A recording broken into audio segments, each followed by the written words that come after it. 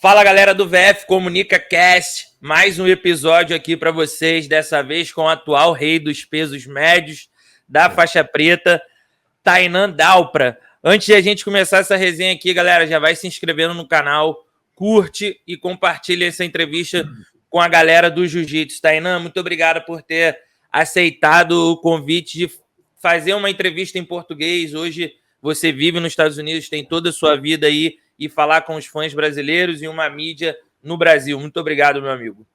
Obrigado aí, Vitor, você por me ter aí fazendo essa entrevista.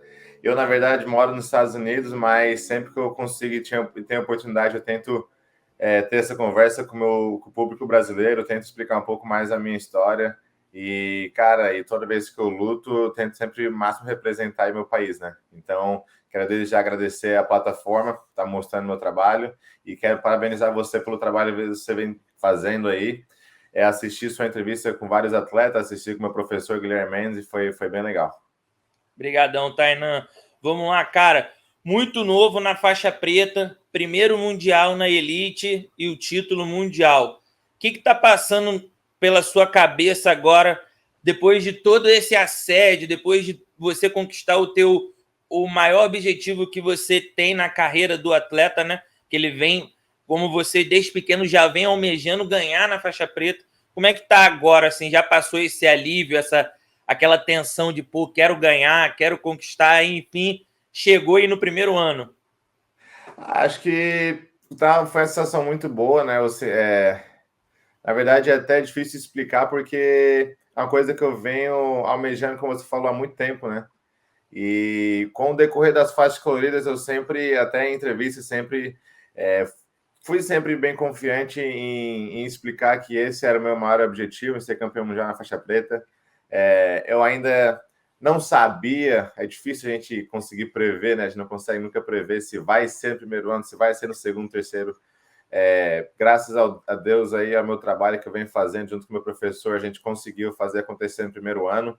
Eu também fui campeão do Pan-Americano, mas eu sinto que tem muito mais a mostrar ainda. Então, meu objetivo, claro que um dos meus sonhos era ser campeão já na faixa preta, mas eu quero ganhar, eu quero bater o recorde do peso médio, né? Então, eu acho que com o decorrer dos anos, eu vou conseguir mostrar ainda mais o meu jiu-jitsu, ainda mais o meu trabalho. Tem muita coisa que eu quero continuar mostrando para vocês, muita coisa que eu quero continuar aprendendo, continuar evoluindo e trazer sempre o melhor jiu-jitsu para o público, né? Para o público poder assistir, para conseguir os fãs também que gostam de jiu-jitsu. Eu gosto de trazer um jiu-jitsu para frente, eu gosto de explicar e mostrar um pouco essa arte que a gente treina aqui na AOJ. Mas fiquei muito feliz com o primeiro ano de faixa preta e com certeza agora do ano 2022 eu quero mostrar essa nova forma aí de jiu-jitsu que eu venho trabalhando. Interessante também, entre o seu título pan-americano e o mundial, você não tinha perdido, você não perdeu ainda lutando na IBJJF.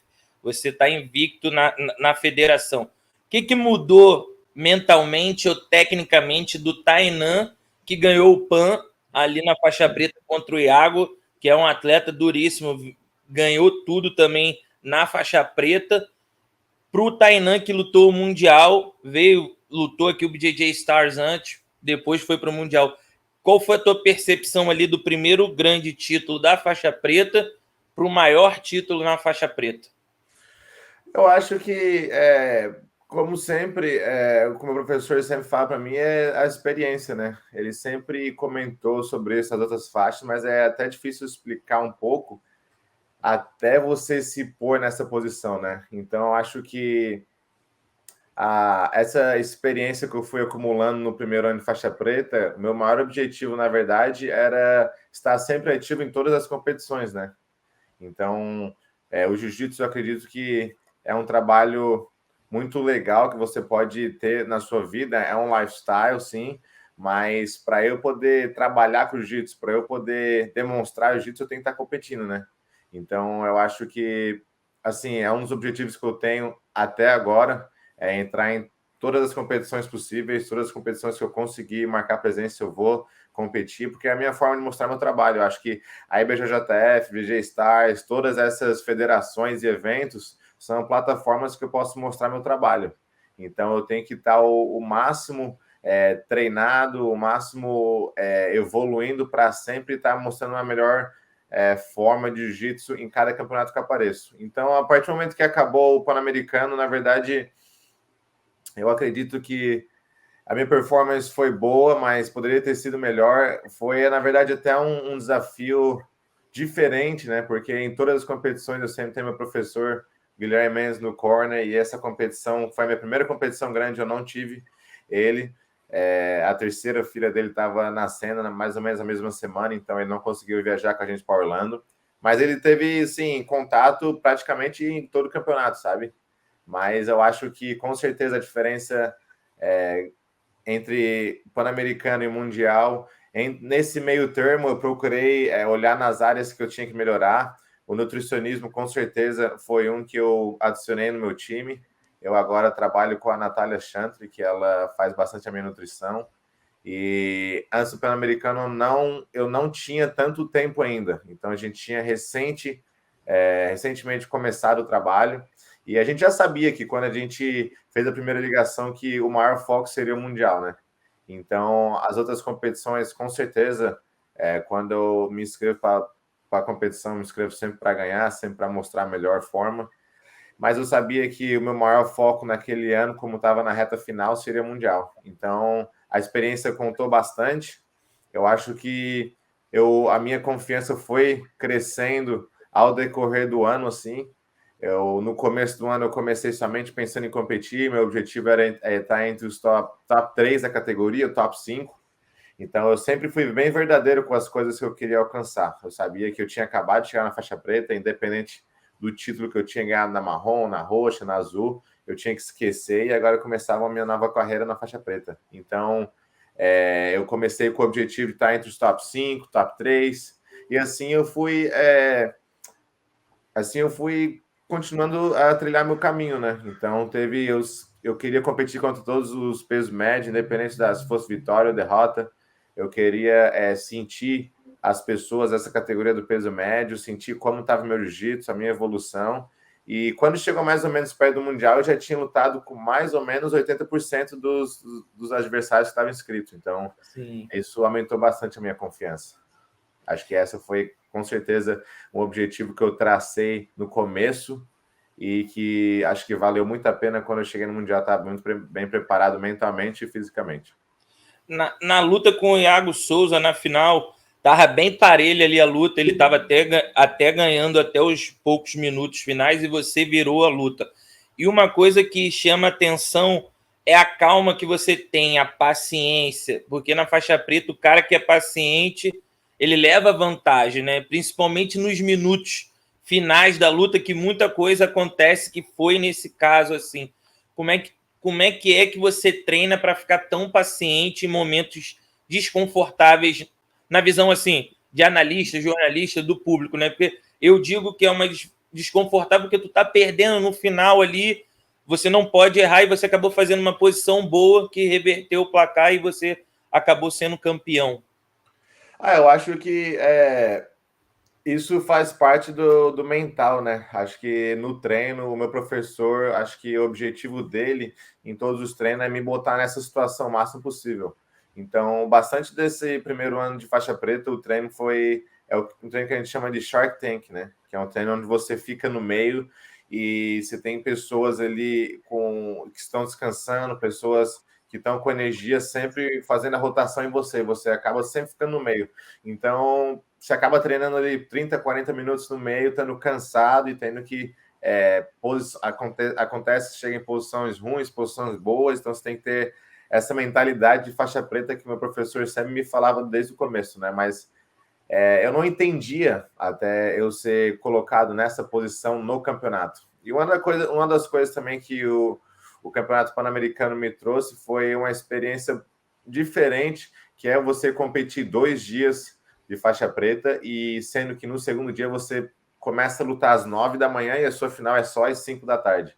Então, isso foi uma coisa assim que não que me chocou, mas que foi diferente das outras competições. Geralmente, as outras competições você acaba a sua categoria entre 2, 3 horas. E essa competição você fica nesse clima de competição o final de semana inteiro. Então, assim, eu senti que, pelo fato de eu não ter feito isso antes, acabou que contando um pouco na minha final. Eu queria ter feito uma final melhor, com certeza. Eu consegui ser campeão ali e levar na experiência, mas eu acho que para eu poder mostrar meu jiu-jitsu, uma grande diferença que pausou um pouco isso foi eu lutar pela primeira vez assim 2 dias, um final de semana inteiro, estando nesse clima de competição. Mas eu tenho um bom time, meu professor sempre me manteve bem focado o final de semana inteiro, eu sabia o que eu precisava fazer, então eu ganhei a primeira luta no sábado, tive que manter focado, voltei para o hotel, fiquei estudando as lutas, voltei no domingo, ganhava uma luta, ficava estudando as lutas, ganhava a segunda luta. Então, assim, foi um final de semana, realmente, eu gosto de dizer que foi de trabalho, né? Eu fiquei 24 horas de um dia e 48 horas no final de semana focado no jiu-jitsu. E com isso veio a vitória. Então, estou muito feliz com isso também. Irado demais. Uma coisa que me chamou a atenção no que você falou foi sobre o treino, né? Teve algum treino que um dia você falou assim, cara, esse foi o treino que mais me bateram, que menos eu fiz, mas que me marcou para eu chegar bem no Mundial? Teve alguma situação disso assim que você leva esse treino assim, cara? Talvez não seja isso, um treino que você treinou bastante também, muito bem, um treino que te marcou especialmente para você vencer o Mundial. Teve algum dia isso na AOJ? Eu acho que na EOJ a gente faz o professor Guilherme, a gente faz um trabalho bem inteligente. Então, assim, lógico que o treino é duro, o treino é difícil, mas é um treino inteligente. Então, a gente tenta sempre botar objetivo e foco no treino, né? Eu acho que o diferencial, assim, que eu vejo é que muitas academias acabam fazendo bastante rolo, às vezes treinando por algumas horas, mas o treino voltado para a competição com competidores, eu acho que tem que ser um treino voltado com objetivos, né? Então, assim, todo treino a gente tem um objetivo diferente. Às vezes, alguns desafios dentro do treino, sendo passagem de guarda. Eu acredito muito que o foco do Mundial foi bastante começar em posição ruim para ter que virar e ganhar a luta. Então, assim, eu estava bem acostumado com esse cenário. Na verdade, antes eu não tinha muito esse costume, não me sentia muito confortável, e aos poucos eu fui trabalhando isso no treino. Mas é um treino voltado mais com bastante objetivo, então você tem que entender que esse é o objetivo do treino. Então, eu nunca tive essa mentalidade que treinei mal, nunca tive essa mentalidade que eu não estava preparado para o Mundial. Então, como eu falei, com o decorrer do ano, a minha confiança foi aumentando realmente com as competições, com o resultado, mas mais ainda com o treino. Então, como o treino era um treino com bastante objetivo, é muito gratificante com o decorrer do tempo, você vê que você está alcançando aqueles objetivos diariamente. Às vezes, muitas vezes eu botava nas faixas que o objetivo era a competição. Aí, às vezes, acontece, você ganha, tudo bem, você fica feliz, comemora, e às vezes você perde e você acha que acabou o seu ano, acabou a sua carreira. Eu acho que é normal isso. Aos poucos eu estou começando a entender mais e mais que o jiu-jitsu cara, é normal, você vai ter dias de vitórias, dias de derrota, mas se você não tem esse treino e esse objetivo diariamente, fica difícil você construir a sua confiança, fica difícil você ver a sua evolução diariamente. Acho que todo dia tem que ser um dia de construção. E na EOD a gente trabalha bastante nisso. Em várias formas diferentes, sendo construção como empreendedor, sendo construção como um coach, sendo construção como um atleta, uma construção como pessoa. Todo dia eu acredito que você tem que construir ainda mais. E é isso que a gente vem fazendo de diferencial, que eu acho que é mais um estilo de vida que a gente trabalha aqui na EOJ, que é você só ganha o reward se você trabalha duro, né? Então você só tem aquela recompensa se você trabalha e se você mostra evolução. Esse é o jeito que a gente trabalha aqui na EOJ. Então, todo dia a gente está sempre tentando melhorar, sempre tentando mostrar evolução em todas as áreas do jiu-jitsu. Eu acho que agora, no momento, meu foco principal é as competições, como atleta, mas no futuro, agora eu já estou trabalhando o meu lado empreendedor, meu lado como coach, meu lado como uma pessoa do bem, uma pessoa que quer continuar mostrando trabalho, para no futuro eu usar isso a meu favor, né? Para eu poder começar a ganhar ainda mais dinheiro usando o meu trabalho, que foi todos esses anos. Então, esses anos eu estou fazendo um investimento para poder colher no futuro. Interessante que você falou uma coisa que eu acho que é, às vezes, virar a chave para o atleta entender sobre isso, sobre encarar uma derrota e pensar no seu objetivo final. Se você quer ganhar um mundial na faixa preta, uma derrota anterior na faixa roxa, na marrom, ela não pode te afetar e pensar que acabou a tua carreira. E realmente acontece assim com alguns atletas. E você foi um exemplo que na faixa preta teve a sua luta com o Mika Galvão, que todo mundo estava comentando, você acabou perdendo ali, mas o teu mental continuou muito forte. É uma coisa que você lida bem com a mídia e focou no seu objetivo final, que era o Mundial. Como é que é, não falando de resultado de luta, mas sobre isso de entender que o objetivo final é sempre maior do que uma pedra que você vai esbarrar no meio do caminho? Sim, eu acredito que começou bastante para mim na faixa roxa, quando eu me lesionei na final do Mundial. Eu acho que foi, assim, um divisor de águas para mim, sabe? Eu acho que até aquele ponto eu não estava preparado para ser campeão mundial na faixa preta.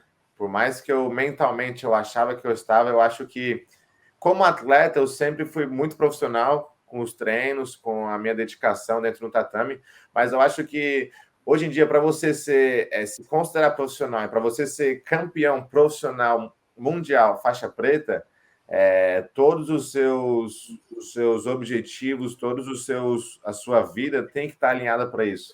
Eu acho que a minha vida pessoal na época não estava alinhada com isso. Eu acho que com certeza eu me dedicava bastante no treino, eu sempre fui leal aos meus objetivos, só que a minha vida pessoal não estava direcionada ao objetivo final, né?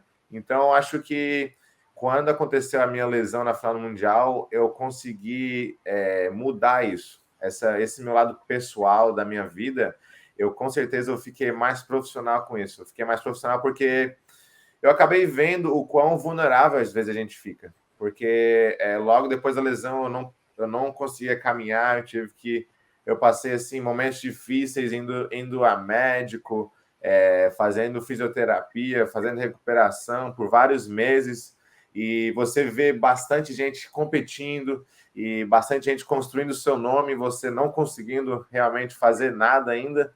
Eu acho que isso, de alguma forma, me fez melhorar a minha vida pessoal. Então, né, na faixa roxa eu consegui alinhar os dois, que foi a minha vida como atleta e a minha vida profissional, e acabei alinhando direto com o meu objetivo, que era ser campeão mundial na faixa preta. Então, desde lá, eu vim trabalhando muito focado, vim trabalhando muito dedicado, muito profissional. E, assim, mesmo se o Mundial não tivesse vindo na primeira ano de faixa preta, eu sabia que ia vir, independente do tempo. Poderia ser no segundo, no terceiro. Independente de quando viesse, eu acredito que o meu trabalho ia ser recompensado com tudo aquilo que eu fiz, né? Interessante. Cara, agora falando do Mundial, foi a melhor performance que você já teve na tua carreira? De todas as lutas, num dia só? Sim, acho que sim. Acho que se você olhar para um lado de espectador, acho que provavelmente foi uma das minhas melhores performances dentro de competição. Mas eu acredito que na fase que eu estou agora, eu consigo ver bastante erro que aconteceu durante as lutas e consigo ver uma melhor performance na minha próxima competição. Então, acho que eu tô bem ansioso para mostrar aí na minha próxima competição uma forma ainda melhor, que eu acabei evoluindo depois desse Mundial. E esse ano mostrar aí o novo Tainan da Praia que vem para o 2022, né? Lógico que você não vai contar tudo, mas inevitável eu não te perguntar qual foi o erro assim que você viu que você cometeu e que não tem como mais acontecer pelo fato de você já estar corrigindo. Eu acho que teve bastante erro técnico, mas aconteceu duas vezes em duas lutas que eu fiquei em momentos confortáveis, que eu acredito que não é muito o estilo que eu gosto de lutar. Eu gosto de lutar de um estilo crescente, onde eu começo a luta e vou crescendo ao decorrer da luta, controlando o placar, controlando a luta em si. E eu acho que teve duas lutas que eu acabei não conseguindo fazer isso. Não sei ainda com certeza foi pelo lado ali de ser uma final do Mundial, de ser um objetivo que eu sonhei tanto e uma coisa que foi tão almejada por mim, acabou me travando um pouco e eu quero, com certeza, como eu falei no começo da entrevista, ao decorrer dos anos me soltar e mostrar realmente o jiu-jitsu que eu consigo fazer durante o treino, que eu consigo, que eu acredito e sei que eu tenho. Irado, cara. E sua final com o Isaac era uma das lutas mais aguardadas pela comunidade do jiu-jitsu. Talvez pudesse acontecer até antes do Mundial, mas acabou sendo a final do Mundial, que para mim, vocês dois são os caras que mais competem bem na divisão peso médio. E Isaac, por um lado, é muito difícil fazer ponto nele. Ele é um cara explosivo e você é um cara muito estratégico, muito explosivo também, e colidiu os dois melhores pesos médios na final ali. Por que, na tua visão, você decidiu usar a mesma estratégia que talvez o Rafa tivesse não, ele usou na final com o Márcio André? Assim, na sua visão, para parar um cara que é muito veloz ou que é difícil fazer ponto, é na guarda 50? Vocês pensam dessa forma? Não que a gente pense dessa forma. Eu acho que tem várias outras guardas que você pode trabalhar para travar alguém. Eu acho que com o decorrer da luta a estratégia era, na verdade, eu conseguir travar as pernas e conseguir encaixar a posição para sair nas costas ou sair por cima. Sim. Mas o Isaac também é um bom atleta, né? Eu não posso tirar os méritos dele, então acho que ele já estava meio que preparando para isso e acabou que ficando um pouco amarrado no começo e a luta foi decidida nos segundos finais. Mas eu acho que não é assim uma estratégia que a gente traça exatamente como vai acontecer ou em qual guarda a gente vai usar. A gente tem um tópico que é o objetivo da luta, e o tópico é você travar as pernas ou você chegar nas costas, e a gente trabalha da forma, ao decorrer da luta, botando a luta no formato confortável para a gente conseguir chegar no nosso objetivo. Então é difícil eu dizer que aquela guarda é a guarda que eu queria ter feito, ou aquela guarda é a guarda que foi citada na estratégia. Eu acho que foi, na verdade, estava entre os tópicos, e no momento da luta eu senti que aquela ali seria a guarda que eu teria que usar, né? Mas eu acho que, com certeza, eu já fiz alguns ajustes que, se eu quero mostrar ainda mais jiu-jitsu, eu tenho que fazer alguns ajustes desse Mundial e ajustes, assim, na minha pessoa. Então, eu já consegui fazer esses ajustes e eu quero continuar lutando o máximo possível no peso médio para conseguir mostrar ainda mais. Então, com certeza, a final do Mundial não foi da forma que eu queria ter lutado, não foi da forma que eu queria ter apresentado uma final de Mundial, apresentado o meu jiu-jitsu, mas, assim, eu acho que foi um momento bom na minha carreira. Como o primeiro ano na faixa preta, eu estar lutando no meu primeiro Mundial na faixa preta e estar lutando contra grandes nomes do peso médio, nomes que, quando eu fui campeão, por exemplo, quando eu fui campeão mundial na faixa azul, o Isaac foi na faixa preta. Então, assim, é uma pessoa que eu sempre assisti, sempre vi, assim, dominando as competições no peso médio. Foi ele e o Gabriel Arce, foram caras, assim, que eu sabia que um dia, se eu quisesse conquistar os meus objetivos, se eu quisesse ser campeão mundial, iria ter que batalhar e lutar contra eles. Então, eu acho que foi um momento bom da minha carreira, um momento que eu tive bastante orgulho de poder conquistar, ainda mais estando do lado do meu time, estando do lado da minha família, assistindo. Foi, assim, cara, um dia inesquecível, mas, assim, já está no passado. Eu acabei fazendo história para minha carreira, mas tudo bem. Agora, ano 2022, já estou focado no próximo. Acredito que agora, em 6 meses, eu consigo já ter a oportunidade de ir atrás do meu bicampeonato. E eu estou mais, assim, ansioso e feliz com isso, de ter a oportunidade de lutar de novo e mostrar meu trabalho mais uma vez, agora dessa vez, uma versão melhorada da 2021. Você já falou no início da entrevista que seu foco é bater o recorde na categoria. Mas vendo o absoluto do Mundial, você já sentiu vontade em disputar o absoluto também? É uma coisa que você pensa em fazer algum dia ou não? Não, acho que sim, não. Foi uma coisa que eu já conversei bastante com meu professor. Eu acho que nas faixas coloridas eu lutava absoluto mais por eu poder ter o máximo de experiência coletada nos campeonatos. Então, às vezes, eu ia lutar campeonato, tinha 3, 4 lutas, se eu lutasse absoluta, eu ia fazer o dobro. Então, assim, acho que você acaba colecionando experiências ainda melhores. Mas eu acredito que na faixa preta, o peso, a divisão de peso, conta bastante no absoluto, né? Então, eu não estou descartando de um dia eu entrar no absoluto. Acredito que eu ainda quero fazer parte, eu quero estar lá, mas eu acredito que com certeza esse fator do peso, de ter bastante peso pesado no absoluto, acaba contando. Eu acho que uma coisa que às vezes a pessoa pensa que, putz, eu quero assistir a luta dessa pessoa com essa pessoa, eu quero ver essa pessoa na final, mas se você não vê o lado da competição, é um lado que você está fazendo várias lutas em um dia, com vários caras Sim. duros, então assim, é desgastante.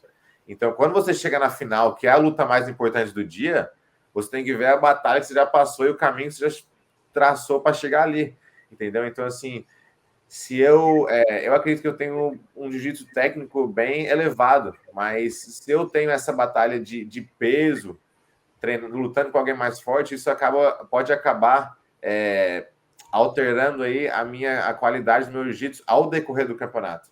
Então, assim, sabendo que eu tenho que lutar com caras mais pesados, com caras mais fortes, que vou ter esse desgaste maior, quando chegar na luta mais importante, se eu não estiver bem preparado, o meu jiu-jitsu não vai fluir.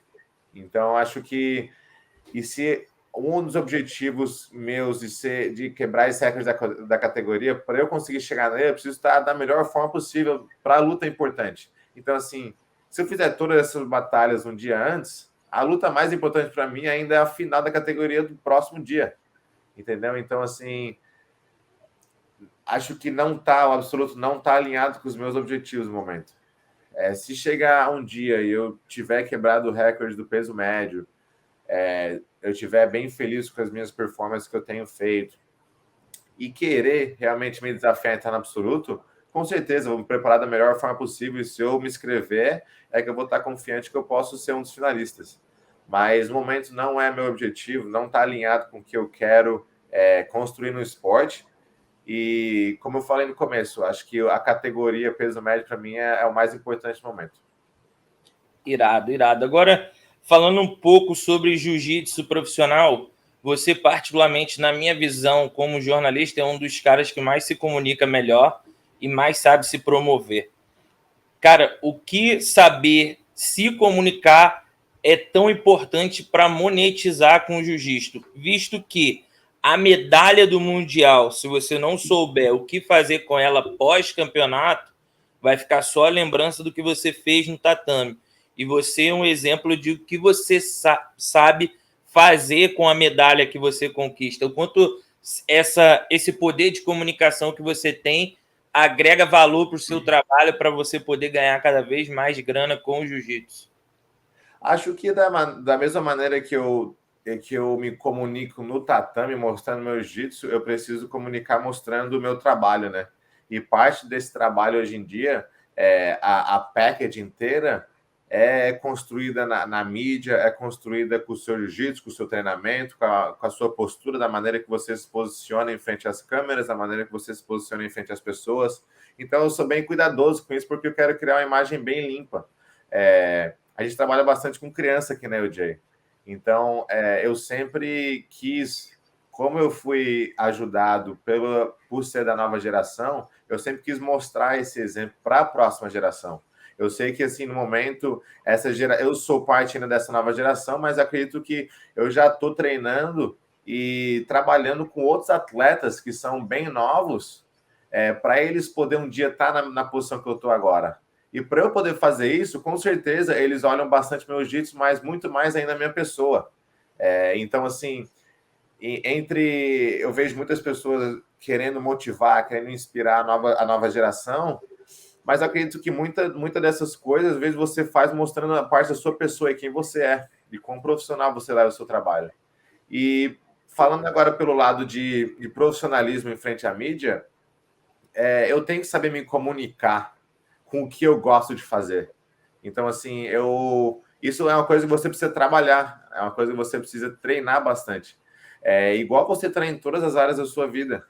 Para você ficar bom fazendo algo, acho que você precisa praticar, e eu tive a oportunidade de fazer isso desde novo. Eu ainda olho algumas entrevistas de alguns anos atrás e sei que eu melhorei bastante, e com certeza, quando eu tiver alguns anos na frente, a partir de agora, eu sei que eu vou olhar para essa entrevista e saber que eu poderia ter feito melhor, entendeu?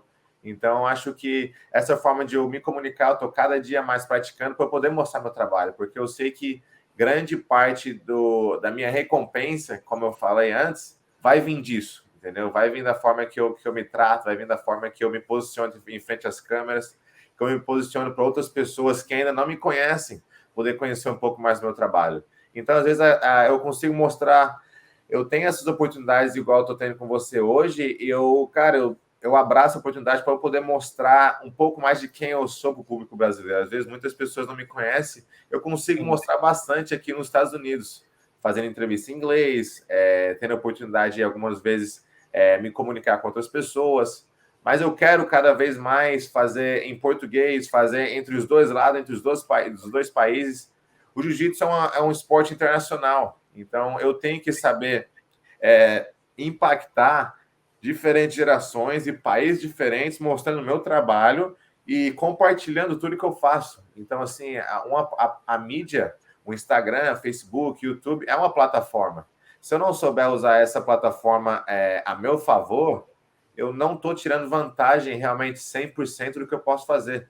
Então, assim, muita gente... Eu foco, com certeza, no que eu preciso mostrar dentro do tatame. Mas a partir do momento que acaba esse dentro do tatame, eu tenho que usar esse monumento de trabalho para eu poder agora compartilhar isso. Então, assim, oportunidades de seminário, de aula particular, de até futuras competições, vem muito da maneira que você se porta e da maneira que você usa esse monumento de trabalho para compartilhar com outras pessoas. Então, assim, eu tenho que saber cultivar isso. Se eu não cultivar isso, se eu não proteger o que eu construí, como você falou, vai ser só uma memória na mente de muitas pessoas. Eu não quero que seja só memória, eu quero construir algo que seja que passe gerações, de gerações para outras gerações, entendeu? Como assim meus professores fizeram. Eles fizeram um trabalho com outras pessoas, comigo, que vai durar para outra geração. Então, para quem eu estou ensinando, eu estou repassando esse trabalho. E eu quero fazer a mesma coisa para as pessoas que eu estou ensinando ou para as pessoas que estão me vendo, poder se inspirar e conseguir fazer isso também. Acho que assim você consegue construir algo realmente que vai durar anos, entendeu? Então, eu não quero ser aquele cara que a partir do momento que eu paro de lutar, não tenho mais nada a agregar com o esporte. Então, assim, eu quero com certeza alcançar meus objetivos, mas a partir do momento que eu parar, eu estou somente mudando os objetivos, eu não estou parando com o jiu-jitsu. Eu estou somente transferindo o que eu faço dentro do tatame agora de uma forma de trabalho, talvez uma forma de empreendedor, uma forma de coach, de professor, de outros atletas. Para eu conseguir manter esse meu nome na mídia em forma de professor, em forma de empreendedor, eu preciso trabalhar com ela. Então, assim, eu acho que com certeza, hoje em dia, eu tenho a oportunidade de fazer isso e no futuro outras pessoas vão ter mais oportunidades ainda, entendeu? Exato. A gente tem que aprender e praticar esse lado. Eu acho que por alguns anos, com certeza, às vezes eu não tomei 100% de atitude nessa parte, mas cada vez mais eu estou abraçando isso, cada vez mais eu estou me conformando e entendendo que meu trabalho vem daqui. As oportunidades que eu tenho hoje em dia de viver uma vida melhor, de poder estar morando nos Estados Unidos, de poder estar dando aula nas maiores academias do mundo, com certeza da forma que eu me porto e do exemplo que eu passo para outras pessoas, para as crianças, para as pessoas que não me conhecem ainda, para as pessoas que estão começando a me conhecer, entendeu? Então, eu dou bastante esse exemplo para vários alunos, eu dou bastante ideias para alguns dos meus alunos, alguns dos meus amigos. Eu acho que o seminário, muitas vezes, não é o que você fez no tatame, mas é o que você está construindo. Pessoas, às vezes, querem entender essa fórmula. Eles querem entender qual que é o seu pensamento, qual que é a sua visão do esporte, o que você quer fazer no futuro. Então, se você está mostrando um bom trabalho na mídia, faz as pessoas ficarem ansiosas para ver isso. Fazem as pessoas querem entender um pouco do seu mindset, querem entender um pouco do que você está pensando. Ainda mais por eu ter uma idade ser novo. Acredito que muitas pessoas querem entender qual que é a minha mentalidade agora. Pessoas mais velhas às vezes querem entender e pessoas mais novas querem entender também para conseguir aplicar. Então, essa comunicação, essa mídia, hoje em dia, eu acredito que seja uma grande parte do crescimento do esporte. É interessante mesmo. Aqui no Brasil, eu sei que você tem um filmmaker que anda com você para todos os lugares. Nos Estados Unidos, você sempre foi adepto a contratar fotógrafo profissional no dia dos campeonatos para tirar foto exclusiva sua. Como que funcionava isso para você quando tu era mais novo? No Brasil, eu tenho um filmmaker que, quando eu faço as minhas lutas ou viagens, seminários, ele sempre viaja comigo e acaba fazendo essa cobertura dos eventos. E acho que começou isso, na verdade, nos Estados Unidos. Pela primeira vez, quando eu vi na Academia dos Men's, eu sempre quis entender, como outras pessoas querem entender hoje sobre mim, quis entender o porquê disso, o porquê dessa importância do lado online e do lado da parte da mídia. E a partir do momento que eu comecei a entender o que isso pode me trazer, eu comecei a investir. Então, acho que assim, a gente investe bastante tempo nos tatames, a gente investe com bastante coisa na nossa vida. E isso é uma coisa que eu preciso investir também para o meu futuro, entendeu? Então, assim, é muito. Cara, todo mundo hoje em dia fala que o futuro é a mídia, o futuro é a tecnologia, Exato. o futuro é o Instagram, o Facebook. Então, eu tenho que investir nisso. Assim, eu não vou investir em formas que eu compro a mídia, mas eu vou investir com formas que eu posso contratar pessoas que trabalham nesse termo para eu poder entender e trabalhar e conseguir compartilhar o que eu faço na mídia, entendeu? Então, assim, eu sempre investi em fotógrafos. A EOJ, na verdade, tem um time de filmmakers e pessoas que batem foto indo com a gente nos campeonatos, então facilitou muito. E foi daí que eu, na verdade, peguei essa ideia e comecei a somente levar para o Brasil.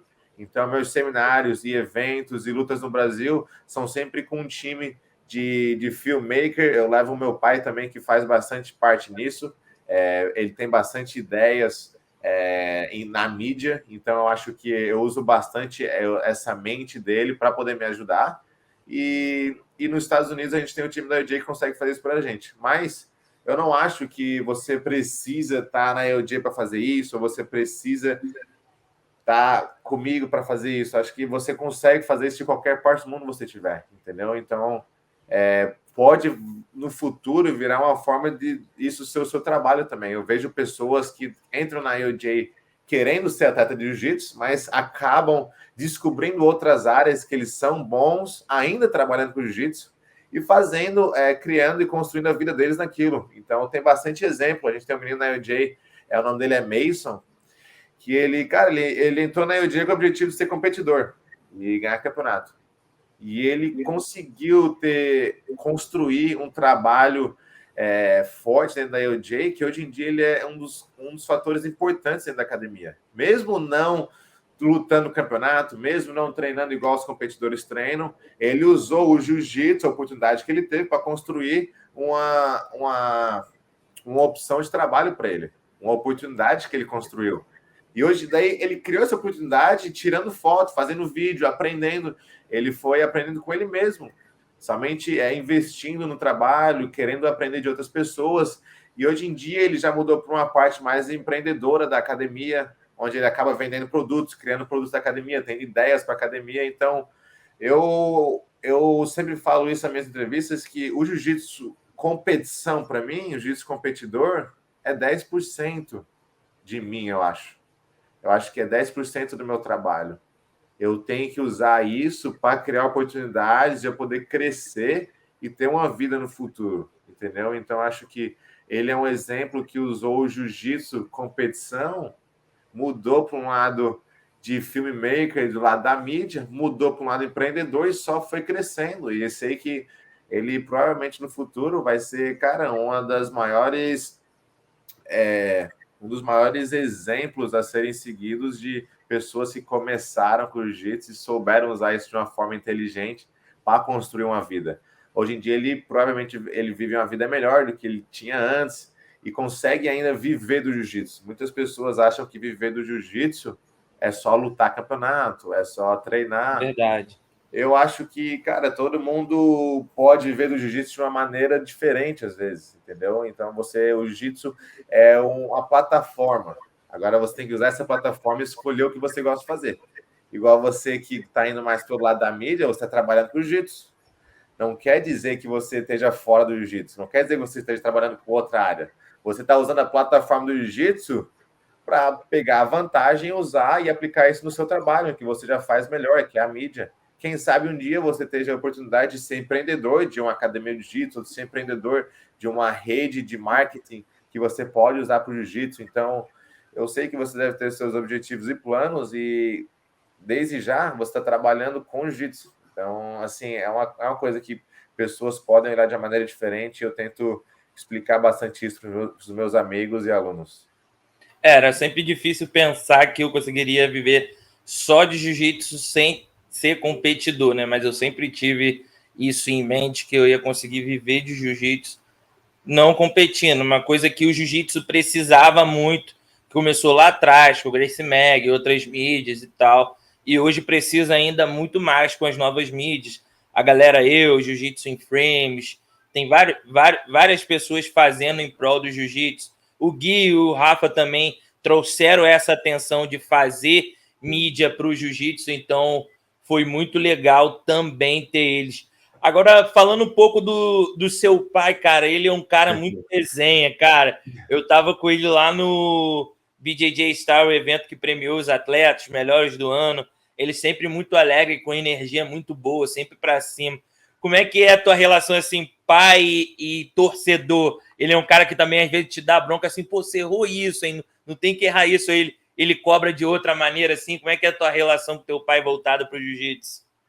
A minha relação com meu pai, cara, sempre foi muito boa, né? Eu acho que grande parte do que eu sou hoje, com certeza, foi pelo exemplo que ele me deu. Ele sempre foi um cara trabalhador, batalhador no que ele faz, na área dele, né? Então, acho que eu via bastante esse exemplo como criança.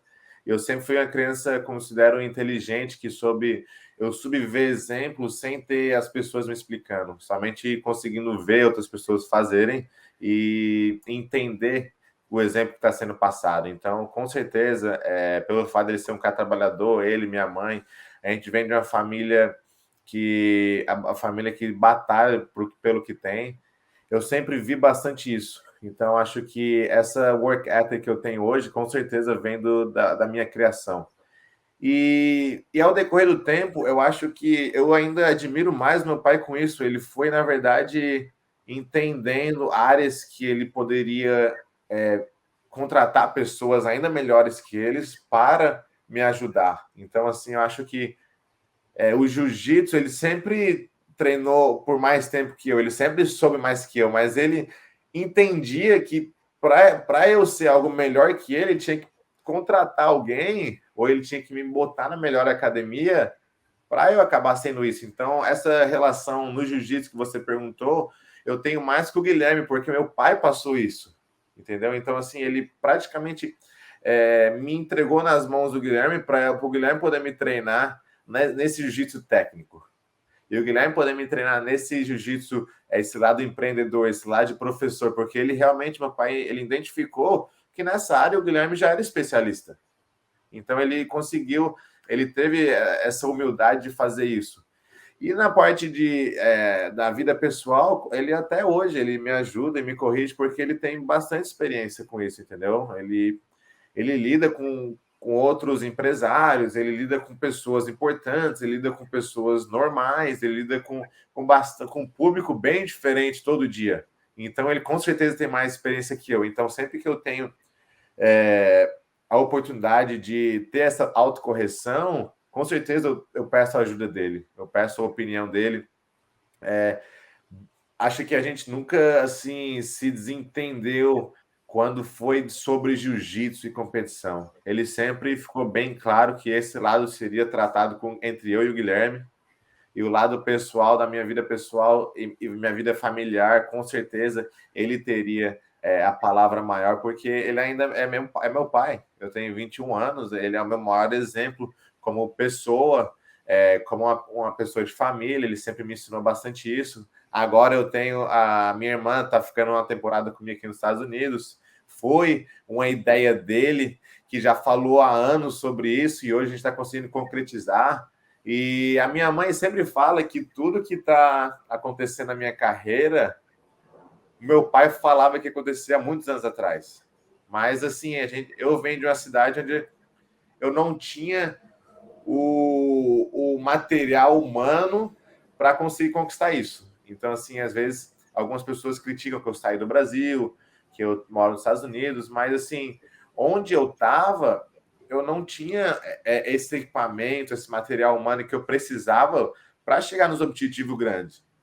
Então, assim, hoje em dia, a maioria dos atletas, a maioria dos melhores professores estão nos Estados Unidos. Exato. Eu não quero. E assim, a maioria dos professores são brasileiros, sem problema. Mas eu acho que eles tiveram oportunidades melhores nesse país. Eu não quero dizer que o Brasil está fazendo algo errado ou que o jiu-jitsu americano é melhor. Não, com certeza. Eu venho do Brasil, cara, e sempre que eu posso, eu represento da melhor forma. Assim, eu sou bem orgulhoso de fazer isso. Só que tem bastante orgulho, sabe, em representar. Só que eu entendia, e meu pai também entendeu isso no começo, que para eu chegar onde eu queria chegar, nos meus objetivos, eu precisava sair do país, entendeu? E foi parte do meu crescimento também. Então, eu admiro muito meu pai por ter tomado essa decisão. Admiro muito a minha mãe por ter feito isso por mim. Acredito que não foi fácil para eles, não foi fácil para mim, mas foi uma das melhores decisões que eu tomei na minha carreira. Que foi realmente vir para outro país, aprender outra língua, uma língua que hoje eu acho super importante como uma forma de trabalho para você que trabalha com jiu-jitsu. E voltando à sua pergunta, a minha relação com meu pai cara, é incrível. Agora, com o compartilhamento do meu trabalho, está tendo bastante oportunidade de seminário, de aulas, ainda mais, a cada dia está crescendo ainda mais, e ele está cuidando desse lado para mim. Então, assim, eu vejo que ele está fazendo um bom trabalho, ele é bem feliz fazendo isso, e era uma coisa que a gente conversava há muito tempo atrás. A gente ia a seminários de pessoas que a gente admirava, sonhando que aquilo ali um dia ia acontecer para a gente, né? A gente até sonhava um pouco alto demais porque a gente vivia na época. Mas eu acho que, assim, tudo foi alinhado da melhor forma possível para que a gente pudesse viver esse momento. Irado demais. E como é que é o teu treino com ele? O bicho é forte mesmo, né? O Guilherme, esse pessoal aí gosta de judiar de mim. Eles gostam de bater, não tem. Eu não consigo ainda, talvez um dia eu vou conseguir, mas, cara, com certeza ele me bateu por muitos anos e vai continuar batendo aí por muitos anos também. O cara é mais experiente, né? Sabe o jogo ali. Tainan, eu tenho uma última pergunta para você, cara. Nesses teus anos de competição, encaixando já a faixa preta nos seus primeiros anos, qual foram as 3 lutas, pode ser que seja na faixa preta ou nas faixas de base, que mais te marcou? Não necessariamente uma vitória, pode ser uma derrota que fez você mudar, ser um atleta melhor, mas 3 lutas que vem à tua cabeça e fala, essas 3 aqui são as melhores para mim até hoje. Eu acho que eu vou olhar, como você falou, pelo lado de evolução, não pelo lado de melhores lutas. Eu acho que lutas que eu sou grato que aconteceu, com certeza foi a minha luta quando era faixa verde no Berkut, na Rússia, que foi assim a primeira oportunidade que eu tive de estar lutando num cenário onde só tinha campeão mundial lutando. Eu tive aquela oportunidade de fazer a primeira luta do dia e foi a primeira vez que eu estava fazendo a luta internacional. Então, acho que aquilo ali foi um divisor de água para mim na minha carreira. Foi ali que eu comecei realmente a acreditar no trabalho que eu estava fazendo e na dedicação que eu estava botando no tatame. A segunda, eu acredito que foi a minha final do Mundial de Faixa Roxa, onde eu acabei perdendo a decisão dos juízes, acabei me lesionando na luta, mas eu acho que foi um dos maiores divisores de água para mim ainda, na minha vida, não só na minha carreira, mas na minha vida pessoal. Foi onde eu ainda virei mais profissional, foi onde a minha conexão com o meu professor ainda se juntou ainda mais, ficou ainda mais forte, foi onde eu alinhei os meus objetivos dentro do tatame com a minha vida profissional. E a terceira, eu acho que foi a final com o Isaac. Eu acho que, assim, antes da luta, eu estava passando bastante uns filmes na minha cabeça de o quanto eu quis estar ali, o quanto eu trabalhei para estar ali, e no momento que eu consegui ser campeão, o quanto que eu queria sentir aquele sentimento que eu via muitas pessoas sentindo e que eu trabalhei tanto. Então, acho que... E foi ali que realmente que eu me concretizei ali, campeão mundial na faixa preta. Então, ali foi, assim, eu botei o meu nome nas histórias dos campeões mundiais.